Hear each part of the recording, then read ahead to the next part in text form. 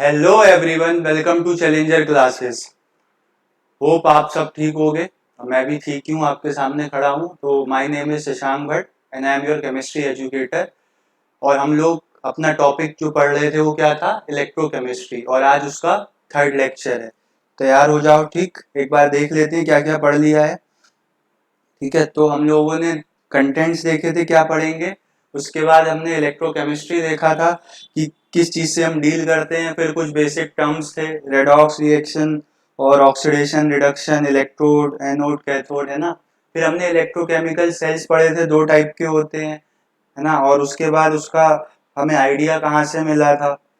और फिर ये गैल्वेनिक सेल, सॉल्ट ब्रिज की क्या कंडीशंस होती हैं, उसके क्या फंक्शंस हैं, है ना। सेल रिप्रेजेंटेशन देखी थी। ठीक, तो आज जो हम लोगों को पढ़ना है, आज का हमारा टॉपिक जो स्टार्ट होगा वो कहाँ से होगा, इलेक्ट्रोड पोटेंशियल से। तो मैंने आपको बताया था पोटेंशियल कब डेवलप होता है।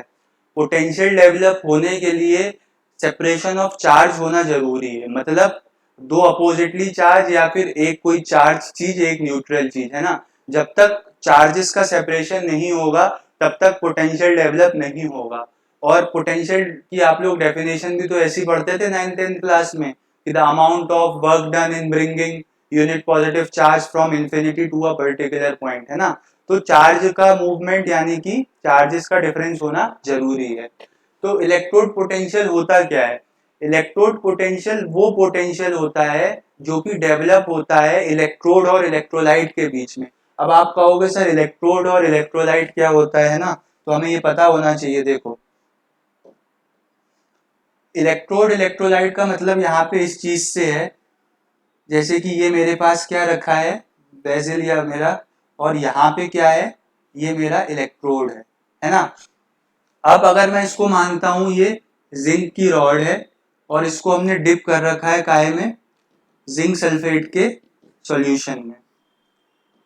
तो यहाँ पे इलेक्ट्रोड कौन हुआ, इलेक्ट्रोड आपको पता है एक रॉड है जिसके थ्रू इलेक्ट्रॉन्स का मूवमेंट होता है। तो जिंक यहाँ पे कौन किसकी तरह बिहेव कर रहा है, इलेक्ट्रोड की तरह। और जिंक सल्फेट किसकी तरह बिहेव कर रहा है, इलेक्ट्रोलाइट की तरह। तो इन दोनों में जो पोटेंशियल डेवलप होगा due to difference of charges या चार्जेस सेपरेशन की वजह से, उसको हम क्या बोलेंगे, इलेक्ट्रोड पोटेंशियल बोलेंगे। अब यहाँ पे पोटेंशियल डेवलप होगा क्यों, आपको पता है जिंक मेटल है और वो क्या चाहता है, वो चाहता है कि मैं अपने इलेक्ट्रॉन लूज करूं। और इलेक्ट्रॉन लूज करने के प्रोसेस को हम क्या बोलते हैं, ऑक्सीडेशन। तो यहाँ पे इलेक्ट्रॉन लूज हो गए, इलेक्ट्रॉन्स तो हमारे यहीं पे रहते हैं क्योंकि उन्हें यहाँ से मूव होना है। और जिंक यहाँ से कन्वर्ट होके किस में मिलता रहता है, Zn2+ में, है ना। तो यहाँ से क्या देखो आप, यहाँ पे प्लस चार्जेस इकट्ठे हो रहे हैं, यहाँ पे नेगेटिव चार्जेस। तो यहाँ पे चार्जेस का सेपरेशन आ गया ना। तो इस चार्ज के सेपरेशन की वजह से जो पोटेंशियल डेवलप होगा उसी को हम क्या बोलेंगे, इलेक्ट्रोड पोटेंशियल। क्योंकि इलेक्ट्रोड और इलेक्ट्रोलाइट के बीच में जो चार्जेस का सेपरेशन है उसकी वजह से ये पोटेंशियल डेवलप हो रहा है। तो डेफिनेशन में भी देखो यही लिखा है, क्या लिखा है, it is the potential difference set up between metal and it's ion in the solution. तो देखो मेटल और उसके आयन सॉल्यूशन में, उन्हीं के बीच में जो पोटेंशियल डेवलप हुआ है। या आप ये कह सकते हो कि अगर ये मतलब हमारा एनोड होता तो एनोड पे क्या होता है, ऑक्सीडेशन।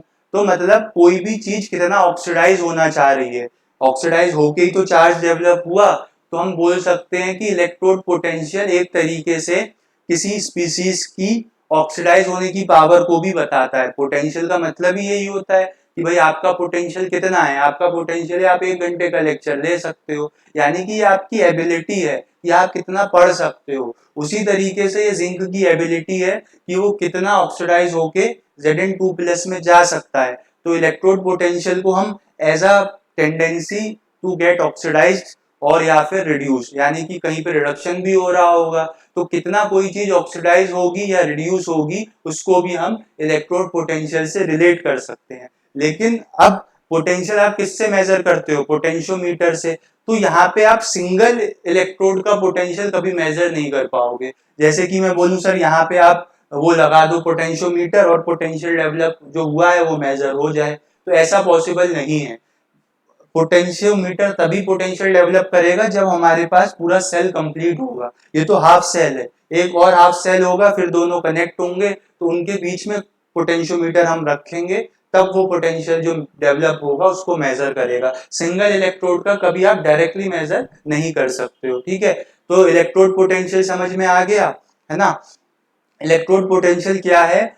इलेक्ट्रोड और इलेक्ट्रोलाइट के बीच में जो चार्जेस का सेपरेशन हुआ है उसकी वजह से जो पोटेंशियल डेवलप हुआ है उसको हम क्या बोलते हैं? उसको बोलते हैं हम इलेक्ट्रोड पोटेंशियल, है ना। अब इलेक्ट्रोड पोटेंशियल भी दो तरीके का हो सकता है। यहाँ पे बताओ किस तरीके का इलेक्ट्रोड पोटेंशियल हुआ है। ये देखो, यहाँ पे पहले जिंक था, इसकी ऑक्सीडेशन स्टेट क्या थी? 0, और यहाँ पे कितनी है? +2। तो इंक्रीज इन ऑक्सीडेशन स्टेट को हम क्या बोलते थे? ऑक्सीडेशन। तो यहाँ पे जो पोटेंशियल डेवलप हुआ है उसको हम बोल सकते हैं क्या? कि हम इसको बोल सकते हैं ऑक्सीडेशन पोटेंशियल भी बोल सकते हैं, है ना, ऑक्सीडेशन पोटेंशियल। और इसको रिप्रेजेंट कैसे करते हैं?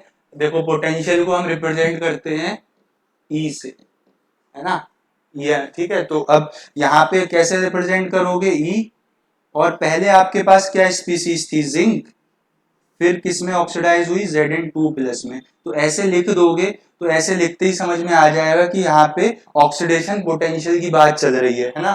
दिख रहा है यहाँ पे, देखो, जिंक 0 में +2 में चला गया तो इंक्रीज इन ऑक्सीडेशन स्टेट हुआ, मतलब ऑक्सीडेशन हो रहा है। तो ऑक्सीडेशन कितना हो रहा है तो वो ये ऑक्सीडेशन पोटेंशियल की वैल्यू हमें बता देगी, है ना। तो ये था हमारे पास ऑक्सीडेशन पोटेंशियल के बारे में, ठीक है। इसको देख लो, मैं रब करता हूं। ऐसी रिडक्शन पोटेंशियल के बारे में बताते हैं आपको। देखो, चलो, ये तो अभी मैंने आपको ऑक्सीडेशन के बारे में बताया। अब रिडक्शन का कोई एग्जांपल देख लो। देखो क्या होगा। इस तरीके से इस बार कौन रखा है? कॉपर का रॉड है ना। इस बार जो हमारा इलेक्ट्रोड है वो कौन है? कॉपर। और इलेक्ट्रोलाइट कौन है? Copper sulphate. ठीक, तो यहाँ पे इस बार इलेक्ट्रोलाइट कौन है? कॉपर सल्फेट का एक्वस सॉल्यूशन है। अब आपको पता है यहाँ पे क्या फिनोमिना होता था? यहाँ पे कॉपर 2+ जो सॉल्यूशन में घूम रहे होते थे और सल्फेट 2- आयंस घूम रहे होते थे। तो होता क्या था? ये कॉपर 2+ आयन 2 इलेक्ट्रॉन गेन करके कॉपर सॉलिड में कन्वर्ट हो जाते थे। तो यहाँ पे भी देखो चार्जेस का सेपरेशन हो रहा है। कॉपर 2+ आयंस वहां जा रहे हैं, नेगेटिव यहीं पे रह जा रहे हैं।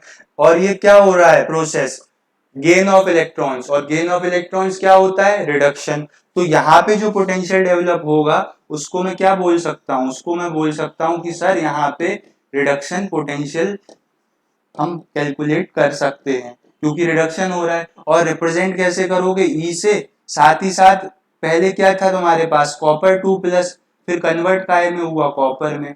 तो इस तरीके से आप लिख दोगे और देख के समझ में आ जाएगा कि यहाँ से जो वैल्यू लिखी होगी, कुछ वैल्यू होगी, है ना।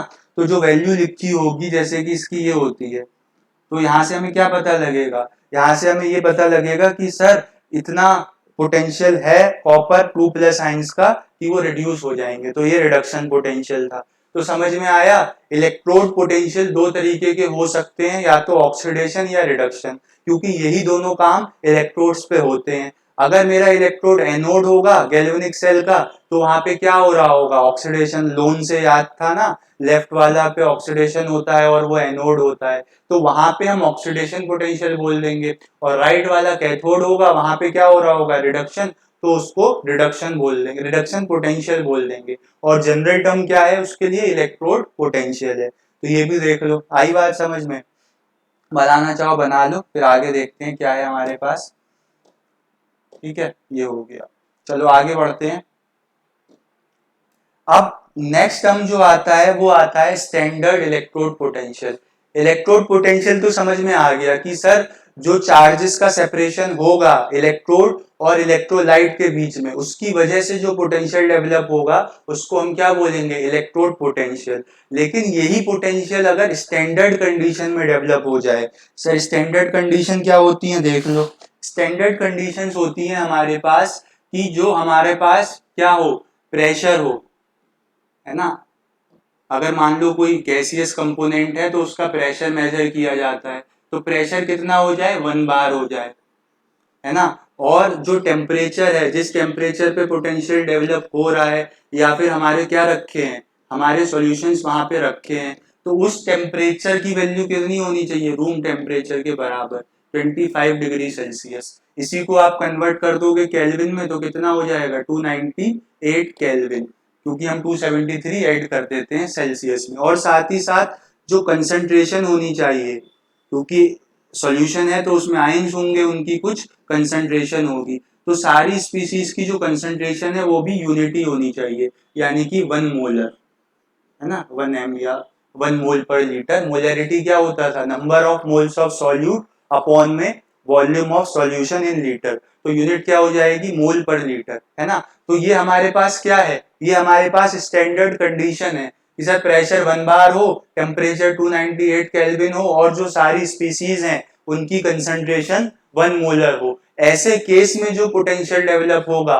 उसको हम क्या बोल देंगे, स्टैंडर्ड इलेक्ट्रोड पोटेंशियल। और इसको डिनोट कैसे करते हैं, इसको डिनोट करते हैं सर हम E, और स्टैंडर्ड कंडीशन के लिए ऊपर नॉट लगा देते हैं, ठीक है।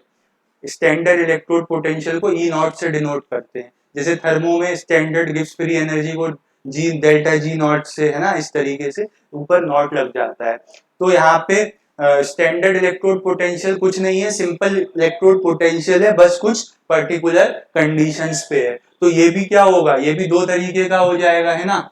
ये क्या हो जाएगा, या तो इसको हम बोल देंगे कि स्टैंडर्ड क्या है ये, या तो ये स्टैंडर्ड ऑक्सीडेशन पोटेंशियल हो जाएगा, है ना, या तो ये स्टैंडर्ड ऑक्सीडेशन पोटेंशियल हो जाएगा। इसको आप रिप्रेजेंट कैसे करोगे, अगर जिंक का ऑक्सीडेशन हो रहा था तो हम पहले ऐसे लिख रहे थे, Zn से कहाँ जा रहा है सर, Zn 2+ में, बस इस बार स्टैंडर्ड कंडीशन है तो ऊपर नॉट लगा दोगे। तो ये क्या बताता है हमें, ये बताता है टेंडेंसी ऑफ जिंक, मतलब जो भी मटेरियल रहा होगा टू गेट ऑक्सीडाइज, है ना। और ऑक्सीडेशन का मतलब क्या होता है, ये लूज ऑफ इलेक्ट्रॉन्स। तो मतलब काय चीज की tendency, to lose electron, electron को लूज करने की टेंडेंसी के बारे में ये बताता है। और क्या हो सकता है हमारे पास, और अगर ऑक्सीडेशन हमने पढ़ा है तो फिर रेडॉक्स फिनोमेना में रिडक्शन भी साइमल्टेनियसली होगा।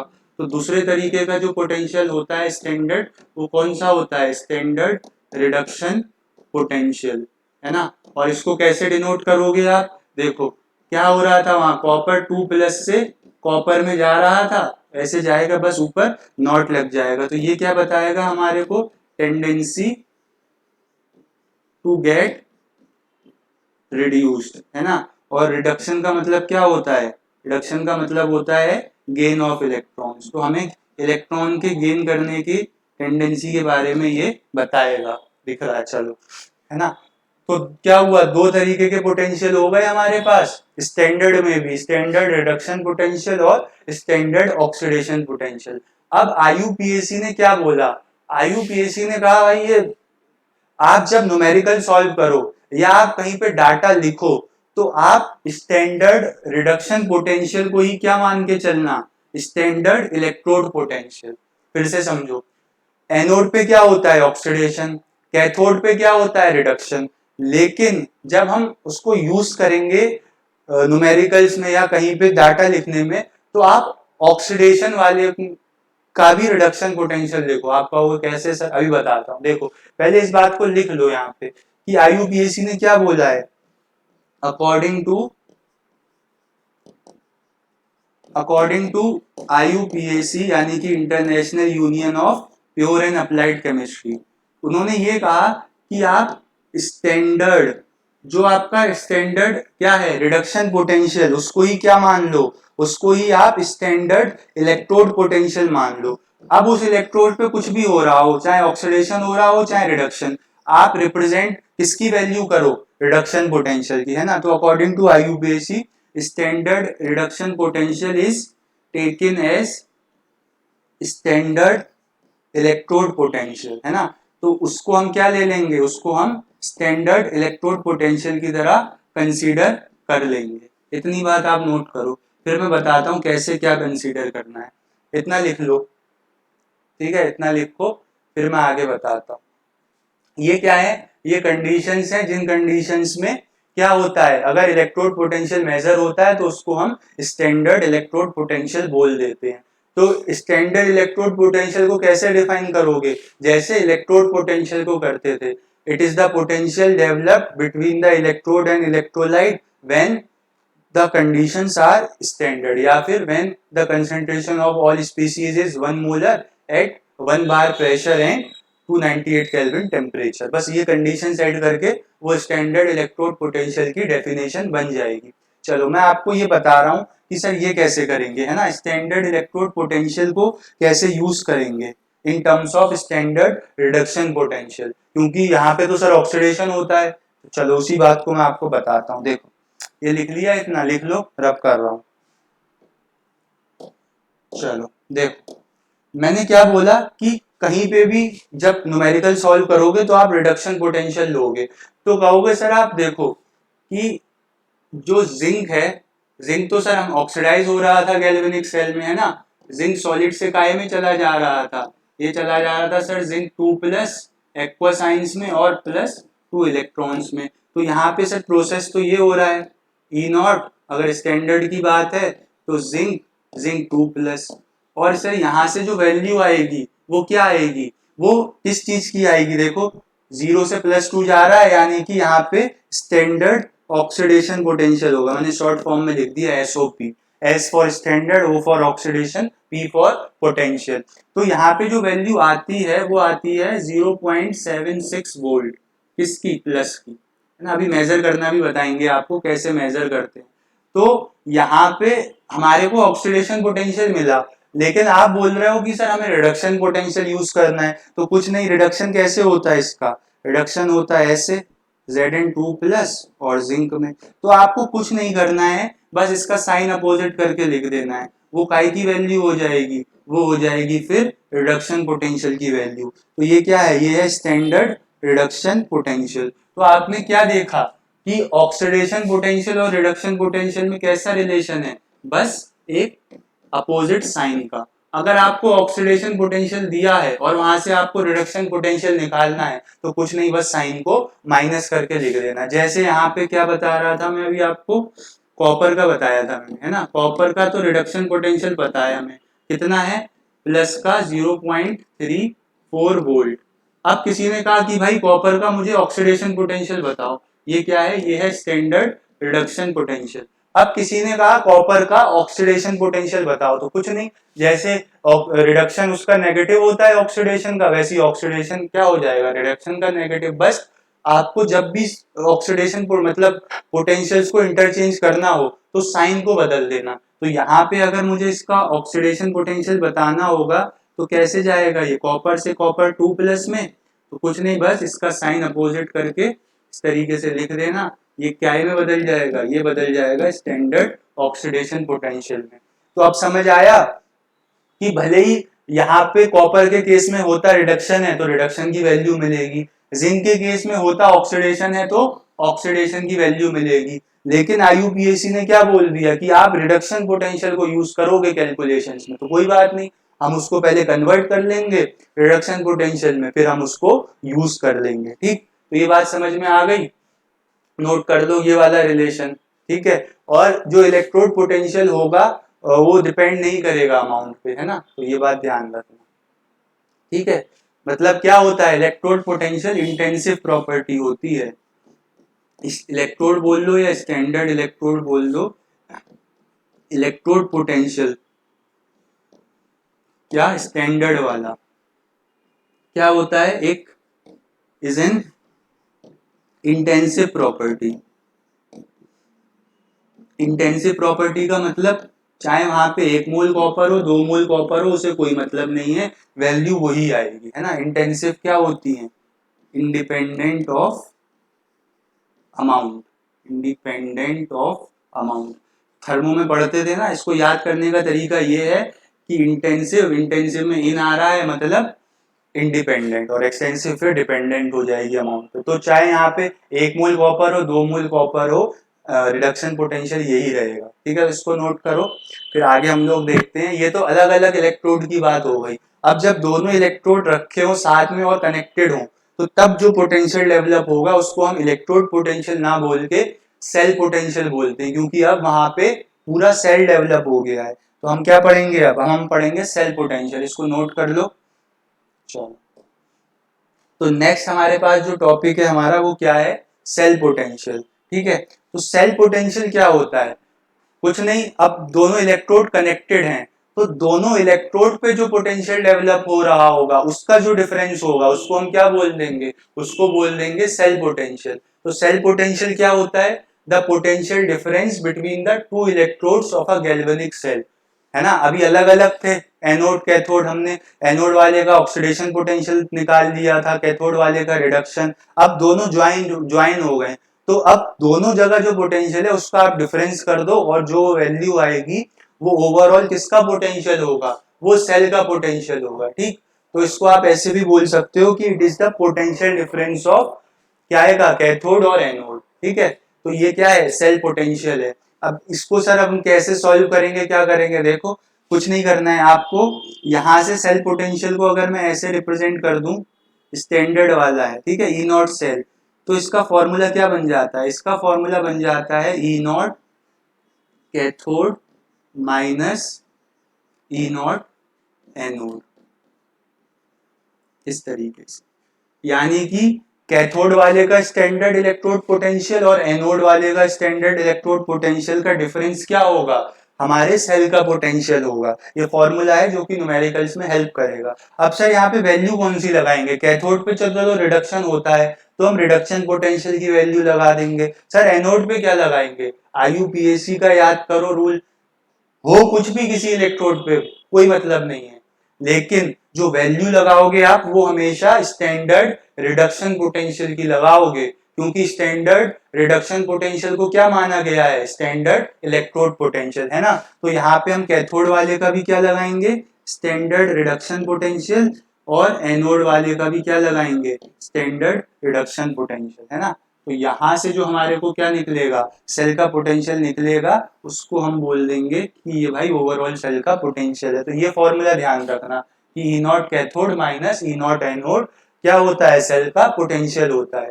तो ये तो हाल तब था जब सेल कंप्लीट था, करंट फ्लो कर रहा था। अब बाई चांस अगर करंट फ्लो ना कर रहा हो, पोटेंशियल तो फिर भी डेवलप होगा, मतलब आपने सेल को यूज नहीं किया है, जैसे रिमोट वाला सेल है उसको यूज नहीं किया है, उसको रिमोट में नहीं डाला है, लेकिन उसमें इलेक्ट्रोड इलेक्ट्रोलाइट तो फिर भी रहे होंगे पहले से, तो वहां पे पोटेंशियल डेवलप होगा। तो उस केस में जो पोटेंशियल डेवलप होता है उसको हम बोलते हैं इलेक्ट्रोमोटिव फोर्स, है ना, EMF बोल देते हैं। देख लो इसको, डेफिनेशन लिख लो, फॉर्मूला लिख लो, इंपॉर्टेंट है, न्यूमेरिकल्स में यूज होगा।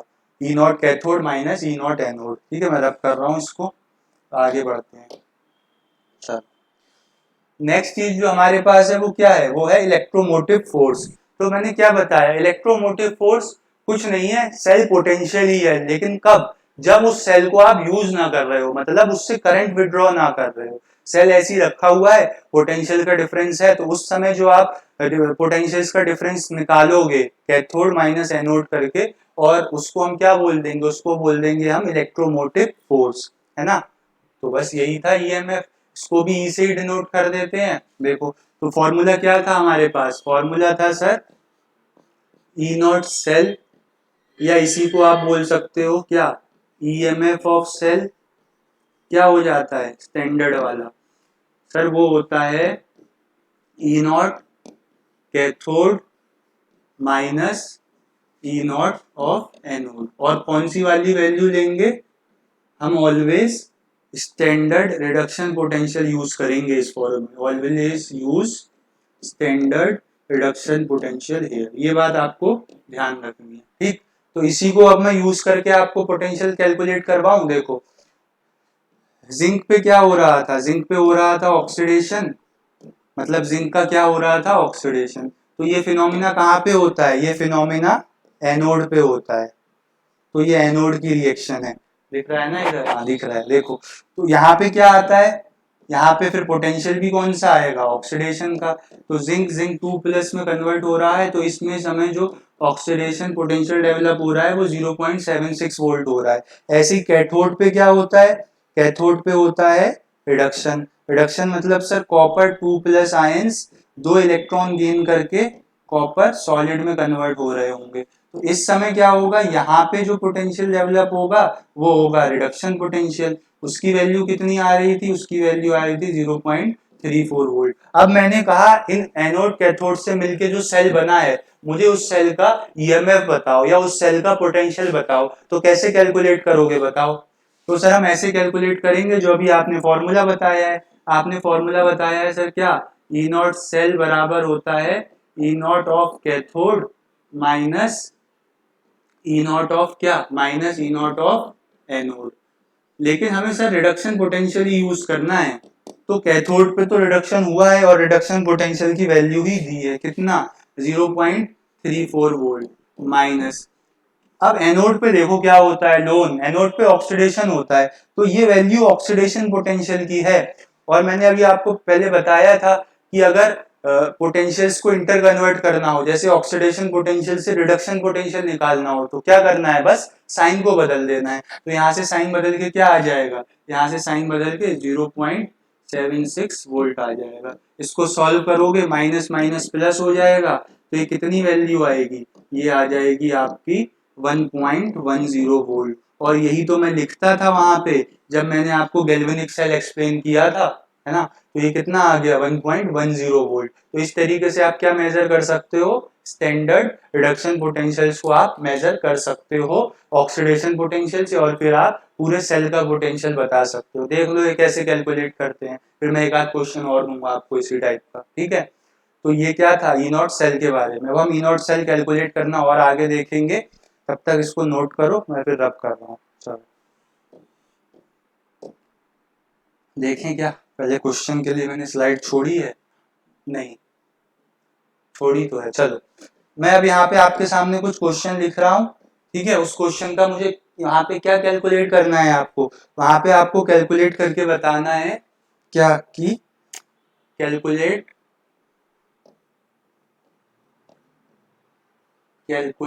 स्टैंडर्ड सेल पोटेंशियल, है ना। आपको स्टैंडर्ड सेल पोटेंशियल डेवलप जो हुआ होगा उसको कैलकुलेट करना है। ऊपर लाइट पड़ रही है, दिख नहीं रहा है। चलो ये क्वेश्चन है, तो मैं क्वेश्चन लिख रहा हूँ पहले। सेल रिप्रेजेंटेशन तो आती है ना, देखो निकिल सॉलिड है, पूरा ही लिख रहा हूँ।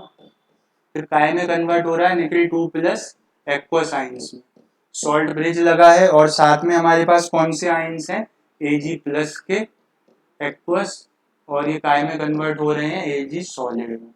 और यहाँ पे जो हमें पोटेंशियल्स दिए हैं, देखो यहाँ पे पोटेंशियल दिया है निकिल 2 प्लस का, निकिल में जाने का कितना है, ये दे रखा है 0.25 वोल्ट माइनस का। और जो Ag का दिया है हमें, Ag का रिडक्शन पोटेंशियल कितना दिया है, वो दिया है यहाँ पे 0.80 वोल्ट प्लस का, ठीक है। अब मुझे तुम बताओ यहाँ पे कि कैसे कैलकुलेट करोगे क्या, ई नॉट सेल। यहाँ पे बताना ई नॉट सेल कैसे कैलकुलेट करोगे, ट्राई करो फिर मैं बताता हूँ। देखो तो हमें पहले ई नॉट सेल के लिए क्या चाहिए होता है, ई नॉट सेल के लिए हमें उसका फॉर्मूला चाहिए होता है। फॉर्मूला क्या कहता है सर, फॉर्मूला कहता है E naught cell is equals to E naught of cathode minus E naught of anode. और वैल्यू कौन सी यूज करेंगे हम यहाँ पे, ऑलवेज यूज क्या, always use standard reduction potential. तो हम सर रिडक्शन पोटेंशियल को यूज करेंगे। क्या रिडक्शन पोटेंशियल दिया है दोनों जगह, हाँ देखो निकिल 2 प्लस से कहाँ जा रहा है, निकिल 2 प्लस से 0 में जा रहा है, मतलब क्या हो रहा है, डिक्रीज इन ऑक्सीडेशन स्टेट, तो इसको रिडक्शन ही बोलते हैं सर। यहाँ Ag प्लस में क्या है, +1 से 0 में जा रहा है, तो यहाँ पे भी क्या हो रहा है, डिक्रीज इन ऑक्सीडेशन स्टेट, मतलब यहाँ पे भी रिडक्शन पोटेंशियल दिया है। तो सर हम इजीली कैलकुलेट कर लेंगे। फिर देखो ई नॉट सेल कैसे कैलकुलेट हो जाएगा, ई नॉट सेल और कैथोड क्या होगा, कैथोड पहचानो, बताया तो था लोन, लेफ्ट वाला पे ऑक्सीडेशन होता है और वो एनोड होता है, तो कैथोड कौन होगा, राइट वाला। यानी कि हमें Ag प्लस का रिडक्शन पोटेंशियल चाहिए, वो कितना है, वो है 0.80 वोल्ट माइनस करके, फिर हमें एनोड वाले का क्या चाहिए, रिडक्शन पोटेंशियल। एनोड फिर कौन होगा, लेफ्ट वाला निकिल, तो निकिल का रिडक्शन पोटेंशियल कितना दे रखा है, -0.25 वोल्ट। तो इसको जब सॉल्व करोगे तो कितना आ जाएगा 0.80 वोल्ट प्लस 0.25 वोल्ट, क्योंकि माइनस माइनस प्लस हो गया, तो ये आंसर कितना आ जाएगा आपका 1.05 वोल्ट प्लस का। तो बताओ आया स्टैंडर्ड रिडक्शन पोटेंशियल को यूज करके स्टैंडर्ड सेल पोटेंशियल कैलकुलेट करना? देख लो, नोट कर लो, वैसा ही क्वेश्चन था। फिर एक क्वेश्चन और देता हूं मैं आपको ऐसा, फिर हम आगे बढ़ जाएंगे, ठीक है। यहाँ तो वैल्यूज एज इट इज दी थी, कोई दिक्कत नहीं। अब अगर वैल्यू बदल जाए तो मैं वो क्वेश्चन कराता हूँ, ठीक है। तो इसको रब करता हूँ, नोट कर लो। अब नेक्स्ट क्वेश्चन मैं दूंगा जिसमें कि क्या होगा, जिसमें वैल्यूज जो होंगी वो डायरेक्टली रिडक्शन पोटेंशियल की गिवन नहीं होंगी, बता दे रहा हूँ, वही गलती होगी, देख लो।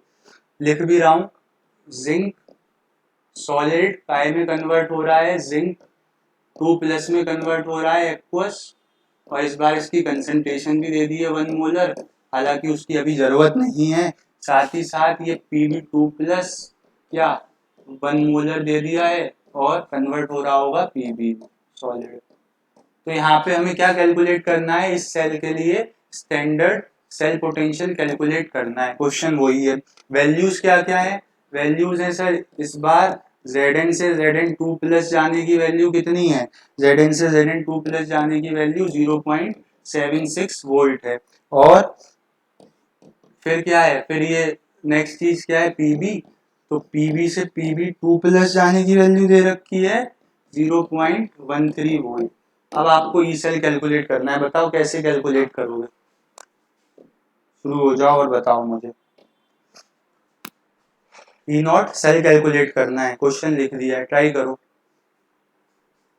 मैं बताऊं, देखो ई नॉट सेल कैसे कैलकुलेट कर रहे थे sir, E naught cell calculate कर रहे थे E naught of cathode minus E naught of anode निकाल के, है ना।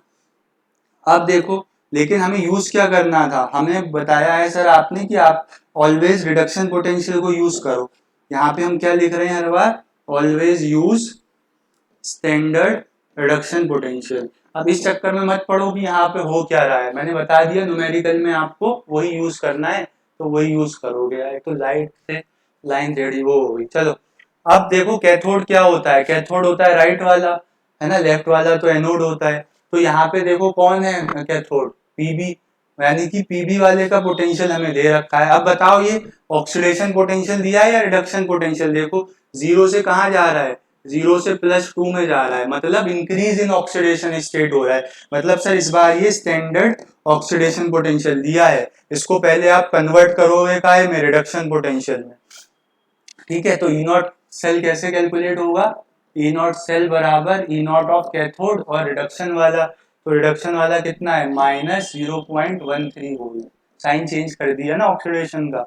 अब देखो एनोड पे, एनोड कौन है, जिंक, जिंक का भी इन्होंने ऑक्सीडेशन पोटेंशियल दिया है, सही है, क्योंकि वहां पे ऑक्सीडेशन होता है। लेकिन हमें न्यूमेरिकल में क्या यूज करना है, हमें न्यूमेरिकल में स्टैंडर्ड रिडक्शन पोटेंशियल यूज करना है। तो इसका भी हम साइन क्या करेंगे, बदल के लिख देंगे -0.76 वोल्ट। अब सॉल्व कर लो, ये तो माइनस ही रहेगा, वो माइनस माइनस क्या हो जाएगा, प्लस हो जाएगा। तो क्या आ जाएगा 0.76 में 13 करोगे माइनस, तो 0.63 वोल्ट आ जाएगा।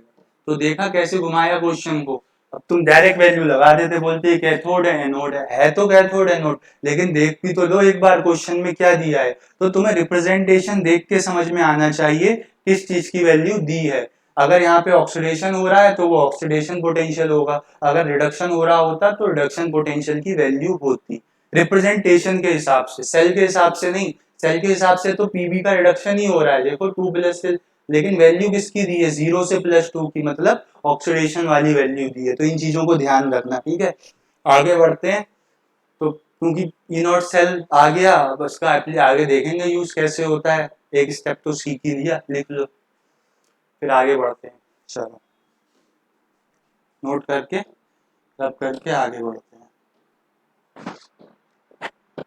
अब देखो हमें थोड़ा सा उसको मॉडिफाई करना है, किस चीज को, जो अभी तक हम सेल पढ़ रहे थे जिंक और कॉपर वाला डैनियल सेल, वो कैसे बिहेव करेगा अगर आप बाहर से कोई बैटरी लगा दो उसमें, है ना। तो कैसी बैटरी लगाओगे मैं दिखाता हूं आपको, देखो पहले तो सेल बनाना पड़ेगा, डायग्राम मैंने लगाया नहीं है, देख लो एक बार जल्दी से सेल बना रहा हूं मैं। देखो यहाँ पे क्या है, यहाँ पे यही अपना जिंक का रॉड है और जिंक सल्फेट का सॉल्यूशन है। सिमिलरली यहाँ पे क्या है, यहाँ पे कॉपर सल्फेट का सॉल्यूशन है और कॉपर की रॉड। यहाँ पे किससे कनेक्टेड होते हैं, सॉल्ट ब्रिज से, तो सॉल्ट ब्रिज भी बना दो। पोरस प्लग होता है, वही पोरस प्लग बना दिया मैंने, ठीक है। और फिर ये काहे से कनेक्ट कर दो, इसको पोटेंशियोमीटर से कनेक्ट कर दो, ताकि पोटेंशियल हम जो मेजर हो उसको चेक कर लें, है ना। और ये यहाँ से, इतना तो नॉर्मल होता था। ये क्या होता था, ये होती थी सर जिंक की रॉड, यहाँ पे सॉल्यूशन होता था जिंक सल्फेट का। यहाँ पे क्या होती थी सर, कॉपर की रॉड, और क्या होता था सॉल्यूशन, कॉपर सल्फेट का। तो आ गया होगा बनाना, इतनी बार बनवा दिया है, ठीक है। अब हुआ क्या, हमें पता है यहाँ पे जो पोटेंशियल डेवलप होता था वो अभी हम कैलकुलेट भी कर चुके हैं, और मैंने पहले भी बताया था कितना, प्लस का 1.10 वोल्ट होता है। अब हुआ क्या, हमने इसको कनेक्ट कर दिया एक एक्सटर्नल बैटरी से, तरीके पॉजिटिव टर्मिनल है ये बैटरी का, बड़ा वाला जो लाइन है, छोटा वाला नेगेटिव टर्मिनल, ठीक है। तो यहाँ से अब हमने इसको बैटरी से कनेक्ट कर दिया। तो बैटरी से कनेक्ट कर दिया मतलब क्या, अब हम बाहर से इलेक्ट्रिसिटी देंगे और एक्सटर्नल सोर्स से। तो देखो यहाँ पे अलग अलग केस बनेंगे। देखो सबसे पहले अगर मैं बात करूं क्या, कि सर अगर जो मैंने बाहर से, इसका जो पोटेंशियल है वो क्या बता दे रहा है, वो मैं बता रहा हूँ, ई एक्सटर्नल से डिनोट कर रहे हैं, वहां लिखा भी है ऊपर, देखो, है ना। तो अगर मैं बोलूं कि जो हमारा एक्सटर्नल पोटेंशियल हमने लगाया है वो क्या है, वो कम है 1.10 वोल्ट से, तो तब सेल में क्या चेंजेस आएंगे या नहीं आएंगे, या एज इट इज रहेगा। देखो ये कौन सा टर्मिनल होता था, लेफ्ट वाला एनोड, वहां पे ऑक्सीडेशन होता था, नेगेटिवली चार्ज होता था, ये पॉजिटिवली चार्ज होता था। अब देखो अभी ये नहीं था, तो इसे कितना पोटेंशियल मिल रहा था, नेगेटिव का 1.10 वोल्ट, है ना। अब ये एक्सटर्नल सोर्स भी आ गया तो ये भी कुछ पोटेंशियल देगा। ये कितना पोटेंशियल दे रहा है, ये पोटेंशियल दे रहा है सर 1.10 वोल्ट से कम का। और हमेशा ध्यान रखो जो चीज ज्यादा होती है वही डोमिनेट करती है, यही रियल लाइफ में होता है, जो मेजोरिटी में होता है वही डोमिनेट करता है ना, इलेक्शंस वगैरह में। तो यहाँ पे देखो ज्यादा वाला पोटेंशियल कौन सा है, ई एक्सटर्नल तो कम है, ज्यादा वाला साइन तो उसकी तरफ है, मतलब इस ये जो हमारा इंटरनल वोल्टेज है यही गवर्न करेगा सेल में क्या हो रहा है। तो इस समय तो ये नॉर्मल कैसे वर्क करेगा, गैल्वेनिक सेल की तरह। क्यों, क्योंकि एक्सटर्नल वाला वोल्टेज कम है, ये ज्यादा है, तो इस यही क्या कर रहा है, डोमिनेट कर रहा है। तो अगर एक्सटर्नल पोटेंशियल 1.10 वोल्ट से कम होगा तो क्या होगा, तो ये होगा कि सर सेल जो है हमारा Daniell cell will work normally, जैसे करता है ना, जैसे पहले वर्क कर रहा था वैसे ही करेगा। लेकिन अगर अब मैंने क्या किया, अब मैंने इसको एक्सटर्नल पोटेंशियल को इक्वल कर दिया 1.10 वोल्ट के, तब क्या होगा, तब देखो यहां से भी इसे 1.10 वोल्ट मिल रहा है नेगेटिव का, और यहां से देखो प्लस वाले टर्मिनल से आ रहा है तो प्लस का 1.10 वोल्ट मिल रहा है। अब बताओ ऐसा ही पहले होता था, एक बार रेस्टोरिंग पोटेंशियल डेवलप हो जाता था तो इक्वल एंड अपोजिट कैंसिल हो जाते थे। अब देखो बाहर से भी उतना ही पोटेंशियल मिल रहा है, अंदर से भी, तो दोनों क्या हो जाएंगे, कैंसिल, और कैंसिल आउट हो जाएंगे तो पोटेंशियल नहीं रहेगा, पोटेंशियल नहीं रहेगा तो करंट डेवलप नहीं होगा, करंट डेवलप नहीं होगा तो सेल वर्क नहीं करेगा। तो ऐसे केस में क्या हो जाएगा, सेल विल स्टॉप वर्किंग। तो आपको यहां से क्या समझ में आया कि सर अगर हम जितना किसी सेल का पोटेंशियल होता है उतना ही पोटेंशियल अगर और दे दें अपोजिट तो वो सेल वर्क करना बंद कर जाता है। इस चीज का एप्लीकेशन आगे आएगा जब हम सिंगल इलेक्ट्रोड का पोटेंशियल कैलकुलेट करेंगे, इसलिए मैंने ये यहाँ पे बताया है ना, इसलिए मैंने यहाँ पे बताया है ये कि अगर आप इक्वल और अपोजिट पोटेंशियल दे दोगे तो सेल वर्क करना बंद कर देगा। इस बात को ध्यान रखना कि सेल वर्क करना कब बंद कर रहा है। तीसरी बात कि अगर हम एक्सटर्नल पोटेंशियल बढ़ा दें किससे, 1.10 वोल्ट से, तब क्या होगा, तब अब वो वाला ज्यादा हो गया तो वो डोमिनेट करेगा, वहां से देखो प्लस का पोटेंशियल मिलेगा, तो ये जिंक की जो रॉड है अब क्या हो जाएगी, ये जिंक की रॉड अब पॉजिटिवली चार्ज हो जाएगी और कॉपर की रॉड अब नेगेटिव हो जाएगी, क्योंकि नेगेटिव वाला इधर से मिल रहा होगा। तो यहाँ पे अब ये सेल वर्क तो करेगा, लेकिन नॉर्मल अपना जैसे पहले डैनियल सेल की तरह करता था, गैल्वेनिक सेल की तरह, वैसे नहीं करेगा। अब ये किसकी तरह वर्क करेगा, अब cell will work as electrolytic cell. Starting में मैंने बताया था इलेक्ट्रोलिटिक सेल क्या होते हैं। इलेक्ट्रोलिटिक सेल वो होते हैं जिनमें हम इलेक्ट्रिकल एनर्जी के यूज से केमिकल एनर्जी प्रोड्यूस करते हैं। तो यहाँ पे क्या हुआ, एक्सटर्नल सोर्स से हमने इलेक्ट्रिक एनर्जी दी, अब क्या होगा, करंट फ्लो होगा। तो देखो अब क्या हुआ, जिंक हमारा पॉजिटिव बन गया, तो ये कौन बन गया, कॉपर नेगेटिव। तो इस बार रिडक्शन जो होगा वो जिंक पे होगा, कॉपर पे ऑक्सीडेशन होगा। तो कॉपर पे जब ऑक्सीडेशन होगा तो इलेक्ट्रॉन्स कहां से कहां मूव करेंगे, इलेक्ट्रॉन विल मूव, उल्टा हो जाएगा, electron will move from copper two zinc, है ना। मतलब क्या, कॉपर क्या हो रहा है, कॉपर इस बार यहाँ पे तो वही रह रहा है अपना कैथोड, है ना। और करंट आई से लिखने वाला था, करंट कहां से कहां मूव करेगा, current will move from zinc to copper, मतलब उल्टा हो गया। पहले जिंक से कॉपर की तरफ इलेक्ट्रॉन्स जाते थे, क्योंकि यहाँ से क्या होता था, ऑक्सीडेशन, जिंक 2+ यहाँ रहता था, इलेक्ट्रॉन यहाँ से यहाँ मूव कर जाते थे। लेकिन इस बार अब ये नेगेटिव हो गया, यहाँ ऑक्सीडेशन होगा, इलेक्ट्रॉन्स यहाँ मूव करेंगे, तो करंट अपोजिट डायरेक्शन में मूव करेगा। तो समझ में आया, एक्सटर्नल बैटरी लगाने से, एक्सटर्नल पोटेंशियल अप्लाई करने से क्या फर्क पड़ा डैनियल सेल पे। अगर हमने एक्सटर्नल बैटरी का पोटेंशियल कम रखा इंटरनल पोटेंशियल से, तो सेल को कोई फर्क नहीं पड़ा, क्योंकि अंदर वाला पोटेंशियल ज्यादा है, वो उसी के हिसाब से काम करेगा। अब मैंने इक्वल पोटेंशियल अप्लाई कर दिया, तो अंदर वाला पोटेंशियल और बाहर वाला पोटेंशियल कैंसिलाइज हो गए, सेल में कुछ पोटेंशियल बचा ही नहीं, मतलब वो वर्क नहीं करेगा।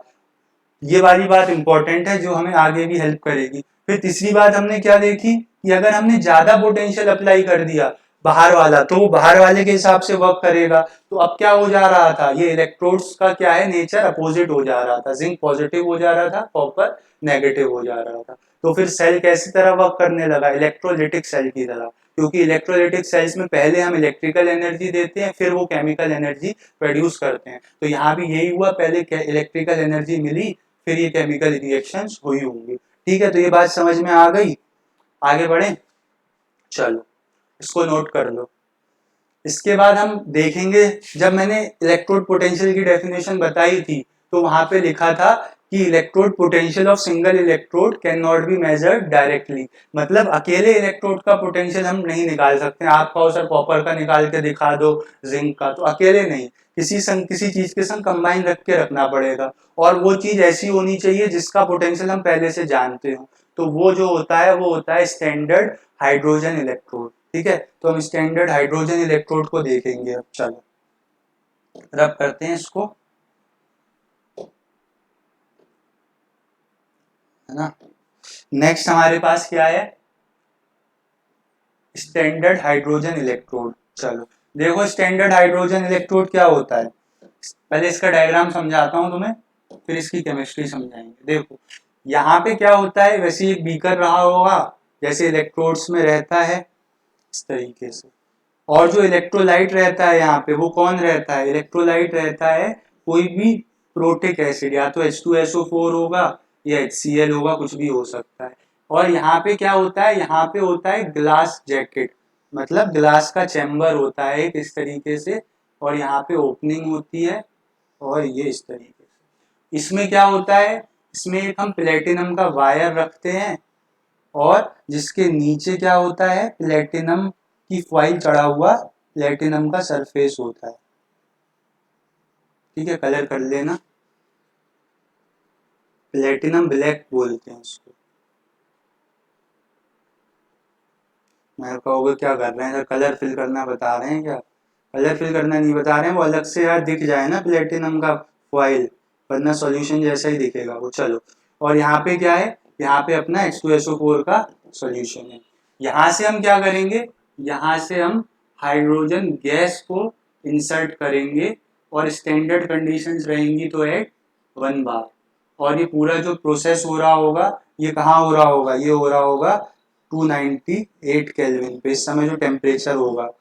ठीक है, ये क्या है, ये प्लेटिनम का वायर है, ये जो है ये क्या है, प्लेटिनम का वायर। अब सर प्लेटिनम का वायर ही क्यों लिया, प्लेटिनम का वायर इसलिए लिया क्योंकि वो इनर्ट होता है ना, हाईली मतलब रिएक्ट नहीं करता है, इसलिए तो बोलते हैं ये नॉन रिएक्टिव मेटल है। और ये क्या है, ये प्लेटिनम ब्लैक का सरफेस है, मतलब ये फाइनली डिवाइडेड प्लेटिनम है, फाइनली डिवाइडेड प्लेटिनम है ना।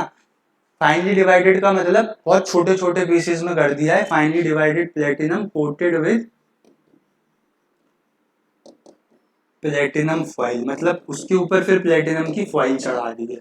ठीक है, तो यहाँ पे देखो क्या होता है, तो डायग्राम हो गया, यूजेस समझ में आए हर चीज के। प्लेटिनम वायर क्यों लिया, बिकॉज इट इज इनर्ट। ठीक, और ये H2SO4 ही क्यों लिया, क्योंकि हमारे जो इलेक्ट्रोड है, इलेक्ट्रोड पे इस बार मटेरियल H पहुंचेगा, तो उसी का हमने इलेक्ट्रोलाइट ले लिया।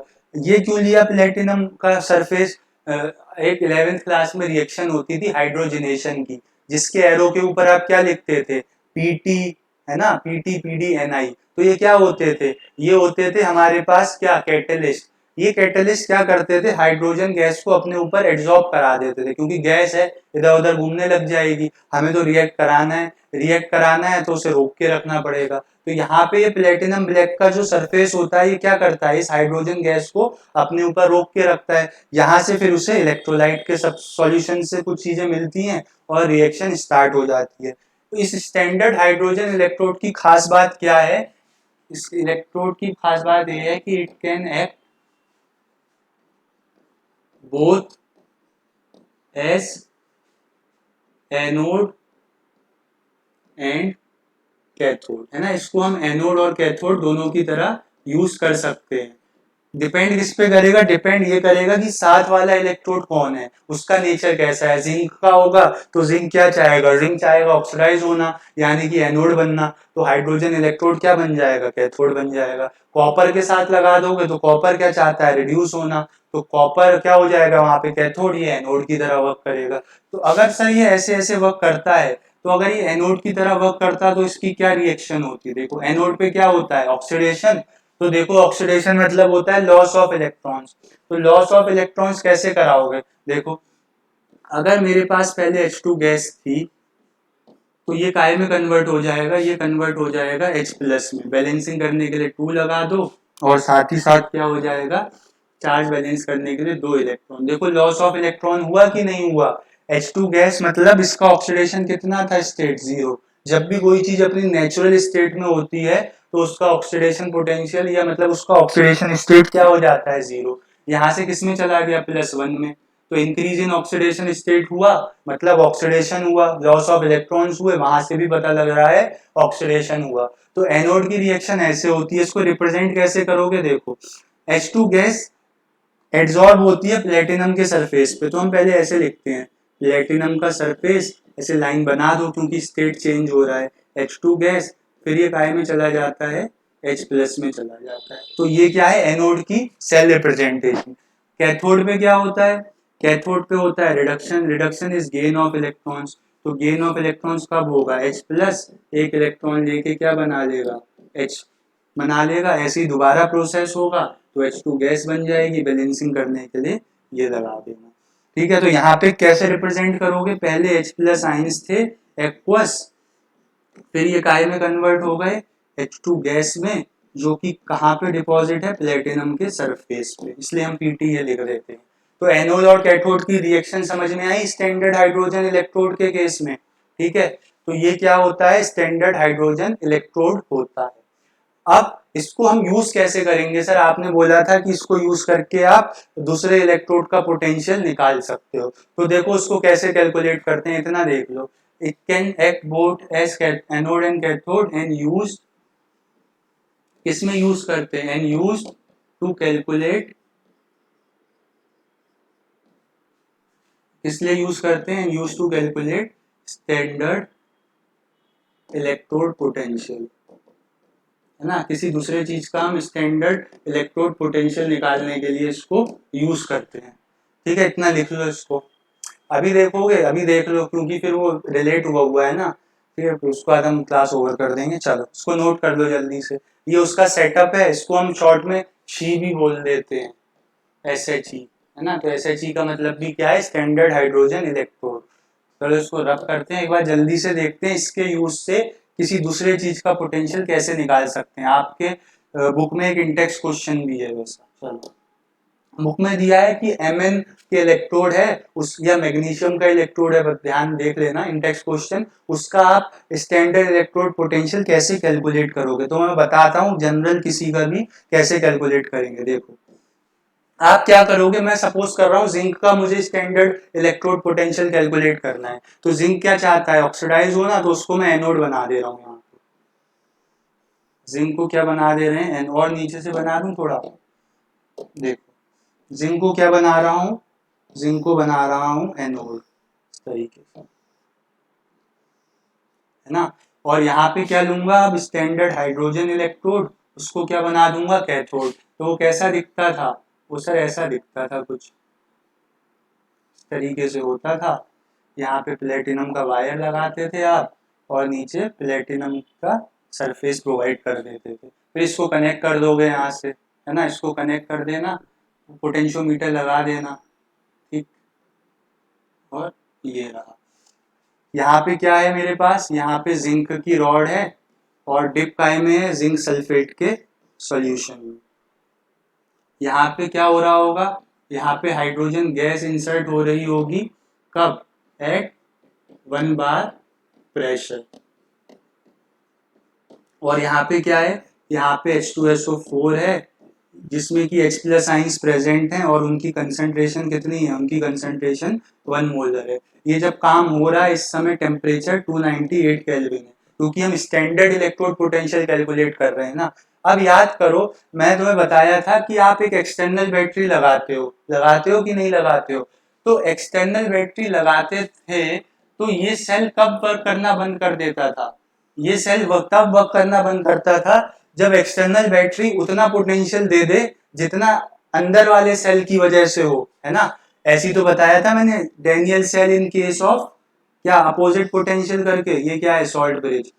तो ये वाला सेल वर्क करना कब बंद करेगा, जब जो पोटेंशियल हमारा यहाँ डेवलप हुआ होगा, है ना, ई नॉट सेल जो रहा होगा, अगर उतना पोटेंशियल, जीरो तो नहीं, जीरो बना ले रहा हूँ यार इसको, जीरो नहीं है ये, यहाँ पे जितना पोटेंशियल डेवलप हुआ होगा कुछ भी, अगर उतना पोटेंशियल ये आपकी एक्सटर्नल बैटरी दे दे, है ना, तो क्या होगा, तो हमारा सेल वर्क करना बंद कर देता है। तो हमने क्या करा, धीरे धीरे जीरो से पोटेंशियल बढ़ाना स्टार्ट किया, 0.1 वोल्ट, 0.2 वोल्ट ऐसे करके। और हमने क्या पाया, हमने ये पाया कि जब when E external was equal to 0.76 volt, जब एक्सटर्नल पोटेंशियल 0.76 वोल्ट के बराबर था, तब क्या हुआ, then cell stop working, cell ने भाई काम करना बंद कर दिया। तो यहां से आप क्या कंक्लूजन निकालोगे, यहां से सर हम ये कंक्लूजन निकालेंगे कि सेल वर्क करना तब बंद करता था जब अंदर वाले सर्किट का पोटेंशियल जो बाहर से बैटरी से पोटेंशियल हम अप्लाई कर रहे हैं उसके बराबर हो जाता था। अभी केसेस डिस्कस किए थे, तो मतलब अंदर वाले सेल का पोटेंशियल भी क्या हो गया, दैट मीन्स, जिसका क्या मतलब हुआ, दैट मीन्स कि ई नॉट सेल यहाँ पे कितना हो जाएगा, 0.76 वोल्ट हो जाएगा। हुआ कि नहीं हुआ। अब तुम मुझे बताओ ई नॉट सेल कैसे कैलकुलेट करते थे। ई नॉट सेल हम कैलकुलेट करते थे sir, E naught cathode minus E naught anode करके करते थे ना ऐसे, है ना। और एनोड कौन है, जिंक, कैथोड कौन है, स्टैंडर्ड हाइड्रोजन इलेक्ट्रोड। एक पॉइंट नोट करके लिख लेना, इसलिए उसमें मैंने बताना भूल गया कि जो SHE का जो स्टैंडर्ड इलेक्ट्रोड पोटेंशियल होता है, स्टैंडर्ड इलेक्ट्रोड पोटेंशियल जो होता है वो जीरो होता है, चाहे वो ऑक्सीडेशन वाला हो चाहे रिडक्शन वाला हो। ठीक है, ये बात ध्यान रखना, SHE का स्टैंडर्ड रिडक्शन पोटेंशियल जीरो होता है, चाहे वहां पे ऑक्सीडेशन हो रहा हो चाहे रिडक्शन हो रहा हो। चलो अब इसी बात को आगे बढ़ाते हुए हम ई नॉट सेल क्या कैलकुलेट कर, ई नॉट सेल कितना था हमारे पास, ई नॉट सेल था सर 0.76 वोल्ट। और कैथोड कौन है? कैथोड हमारे पास स्टैंडर्ड हाइड्रोजन इलेक्ट्रोड है जिसका पोटेंशियल 0 ही रहता है। और एनोड कौन है? जिंक का। तो कैसे रिप्रेजेंट करोगे? इस फॉर्मूले में क्या लिखते थे हम? रिडक्शन पोटेंशियल, तो रिडक्शन की तरह ही रिप्रेजेंट कर देना Zn2 प्लस जिंक। तो इसको इधर ले आओ, है ना, और उसको उधर ले जाओ, तो तुम्हें यहां से क्या मिल गया? तुम्हें यहां से जिंक का स्टैंडर्ड रिडक्शन पोटेंशियल मिल गया। तो समझ में आया हाइड्रोजन इलेक्ट्रोड का यूज। इसके यूज से हम किसी दूसरे इलेक्ट्रोड का पोटेंशियल निकाल सकते हैं। कैसे निकालेंगे? एक एक्सटर्नल बैटरी लगाएंगे और वहां पे हम पोटेंशियल वेरी करते रहेंगे, और ऐसा पोटेंशियल जब रीच हो जाए जिसपे सेल बंद कर दे, तो हम कहेंगे वही पोटेंशियल क्या है? सेल का पोटेंशियल है। फिर हम फॉर्मूला लगा के कैलकुलेट कर लेंगे, जिसमें कि हम स्टैंडर्ड हाइड्रोजन इलेक्ट्रोड का पोटेंशियल 0 ही लेंगे।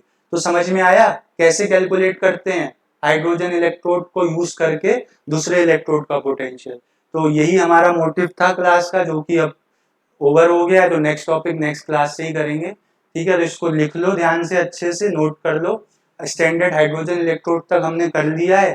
फिर हमें क्या देखना है? थोड़ा सा हमें इलेक्ट्रोड पोटेंशियल्स की एप्लीकेशन देखनी है, तो वो देख लेंगे नेक्स्ट क्लास में। देन नर्स इक्वेशन स्टार्ट करेंगे, ठीक। नोट कर लो इसको, पूछना हो कुछ पूछ लेना कमेंट सेक्शन में। चलो बंद करते हैं, धन्यवाद, पढ़ते रहो, बाय बाय।